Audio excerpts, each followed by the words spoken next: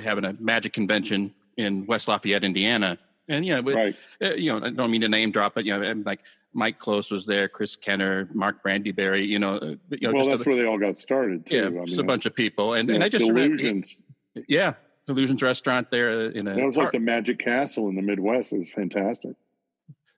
Yeah. So, so eating pizza with Eugene and him, sitting there talking to you in that voice, it was just a positive memory for me, that long ago, when I was first starting to get into, more close up and parlor style magic. But I'd love to hear a story if you've got one. Well, I almost did my first presidential inaugural with Eugene, but he was asked to do the 2001, but he refused. He said, "I'm not working for that man. He stole the presidency." So, which is fine. That has integrity. I have no problem with that. But I have emceed shows that he's been in. And the first time I met him in person, well, I'll get back to that in a second. One of the things you want to do if you're in a magic club is volunteer to drive the lecturer to and from the airport or the hotel. Those conversations in the car are great, and you will learn an immense amount. You'll get to know people. Volunteer if you're at a convention. Volunteer to be a talent wrangler. Help them with whatever they need and hang out, because again, that's where you get to have dinner and drinks with them. I'll never forget the World Magic Summit one year because Howie Schwartzman was a friend of mine. As soon as Johnny Thompson had finished his lecture, we got to sit down in a bar. He said, "Come with me and keep your mouth shut."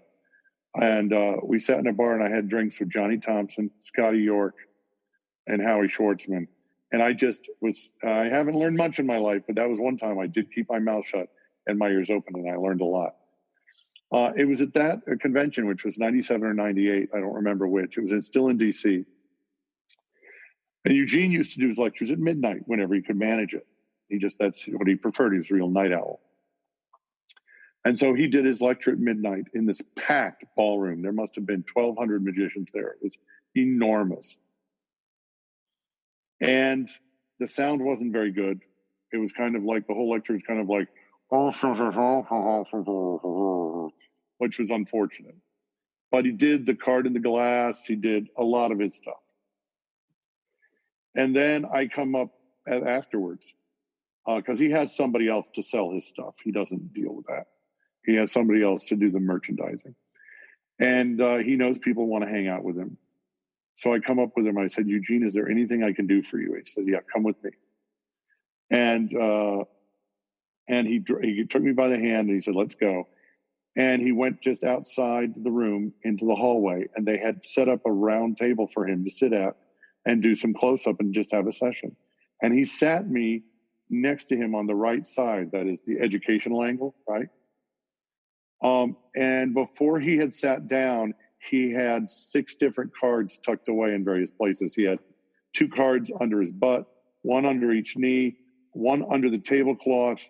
He had 1 up his sleeve, 1 in his top. I mean, he just in the act of sitting down, he was 6 cards ahead of, and he knew what they were, of course, 6 cards ahead of everybody in the audience. And I just watched him sit down there with my jaw on the floor. I just watched him jazz. And every time, and he would have people pick things, and he did the thing where the person points their finger and swings it like a pendulum over the deck and finds their own card. And people were just stunned. And I was able to see behind the scenes. It was like emceeing for Jeff McBride one year at Magic World in DC, and watching him do his act from the wings, from the side. It's like that old cliche about the duck gliding along the surface of the water, but underneath he's paddling like crazy. You really get to see somebody when you see them working from backstage. And then I remember being part of a very intimate lecture that he did. He was at the World Magic Summit, and he did the close-up lecture. And he recognized me. I drove him to and fro. So he picked me to sit next to him, help him with one of the tricks, which is I have a photograph of that, which I will treasure forever. And, but we had these great conversations when I went to see him up in Atlantic City when he was at the Claridge with Jeff and Abby and Scott Hitchcock. We had dinner together. And so these conversations are just a treasury. And I remember lecturing at the year that he was at Magic World. I was one of the lecturers, and I had to lecture in front of him and Danny Orleans and a couple of other, and I was just breaking in my boots. And he said, that was good, but I wanted to know more about you. It's a theme. He said, I wanted to hear about the presidential inaugurals and all those stories. So I'm like, okay, that's interesting. I'm going to tuck that away and remember that if I ever lecture for magicians again, that may be something they might want to hear. So watching him do that jazz kind of magic at the World Magic Summit was just an education, because he had done all the work ahead of time. He had prepared, he had practiced, he'd rehearsed, so that when the time came, it was as easy as breathing. And there was I tell you, he and I were the only ones who saw what he did or knew what he did. And there were people, some of very well posted card magicians and mentalists, some top names that were just, again, they had their jaws on the ground. He was fooling them. My jaw was on the ground because I saw how he was doing it and how beautifully, and it was just improv. And at one point he turns to me and he says, he just grins that grin. And he says, everything that happens is perfect. And that's an attitude we need to have in our show, because people don't know what to expect. So if something doesn't go quite the way we expected, sometimes it's better. Sometimes we learn from it. Sometimes we just move on. But everything that happens in the show is perfect. And if we have that attitude, and we've done the work and the practice, and we have the skill to back it up, then we're fine. If you don't have the book Impromptu or the Encyclopedia of Impromptu Magic by Martin Gardner, or you don't have the Todd Carr edition, go get it. Learn a bunch of those tricks.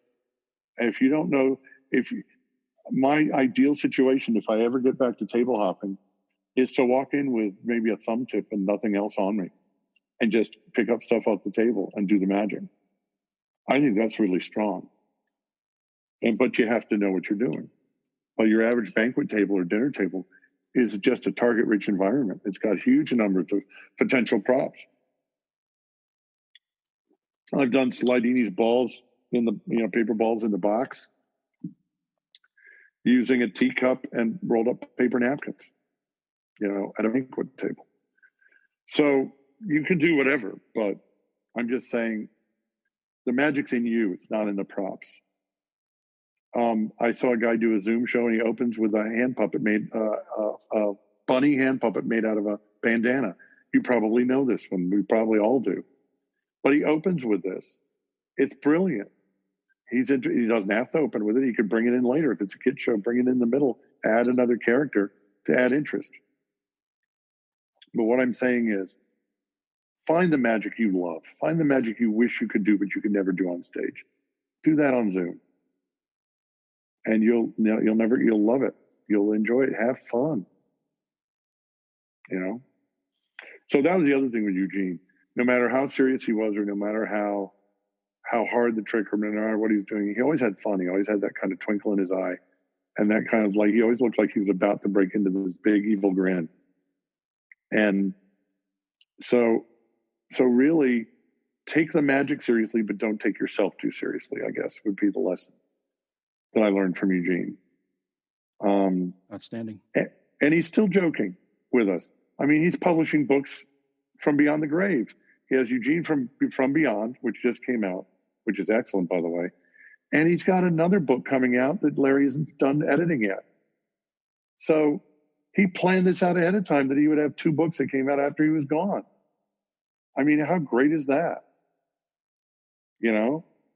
Houdini is still, people still think that Houdini fell through the hole in the ice and almost died looking for the hole to get out from under the ice. Never happened. Never happened. He made it up and fed it to the press. But he's doing the primary thing a magician should do. He's fooling people. The man's been dead for almost 100 years, and he's still fooling people. I mean, 5-year-olds who know who Houdini was. I mean, how fantastic is that? We are privileged to do something amazing. We can give this gift of taking people out of the ordinary world, or showing them that what they think is the ordinary world is really quite an extraordinary place. We have this gift that we can give to people. Don't withhold it. Get it out there. Take every opportunity to give that gift. Another lecture I'm going to recommend is David Hyra's lecture on Penguin. which is 3 hours of solid gold from a guy who knows it. He has an opener that uses toilet paper. If that isn't a great opener for the post-COVID live shows, I don't know what is. Yeah, he must have a good supplier. That stuff's still in demand, still tough to find sometimes. Oh, I know. Well, here's a pro tip. CVS gets 2 trucks a day, and sometimes they have toilet paper. Actually, it's interesting. Where I live in Laurel, Maryland, to get toilet paper from the big supermarket, the Giant Food, you have to get there by 7 in the morning. But Harris Teeter, fewer people are going to Harris Teeter, and their shelves are stocked. They have all the paper goods. They have facial tissues, toilet paper, they have paper towels all day long. They get tons of it. I don't know why. I think just fewer people are shopping there. So it's good. But that's a whole other thing. I spent 25 years in the investment business. I actually know why there was a toilet paper shortage and why it's starting to go away. But that's a whole different thing. And it has nothing to do with hoarding, believe it or not. It doesn't have anything. It has to do with manufacturing capacity. But that's a topic for another day. Yeah, go back to those things you did when you were a kid. I saw a live Zoom show, and the guy did the first trick that I ever did on stage, which was the match to flower. He did it in his show. It's wonderful. I'd completely forgotten about that. I may do that now. I may get a new one and do it. Why not? So I'm just saying, have fun, do the magic that you love, figure out a way to Zoomify your magic. And there are lots of resources out there to help you. You're not going it alone. There are tons of people. There's tons of material out there. Some of it is free. Go out there and learn about it. And I think you'll realize, like you did, I think people will realize, like you did, Dean, I can do this. I've already got a computer with a webcam built in. I've already got a smartphone. I've got some curtains that look halfway decent. I've got maybe a study lamp that I can use for side lighting. Maybe I've got a torch lamp I can use for front lighting that's not too bright. Or I've got a bright light I can point at the ceiling and bounce off of it. I'm done. Maybe some oil-absorbing sheets to get the oil off my face and a little light translucent powder. Take the shine off. That's it. I'm ready to go. Just jump in. It's not a pool. You're not going to drown.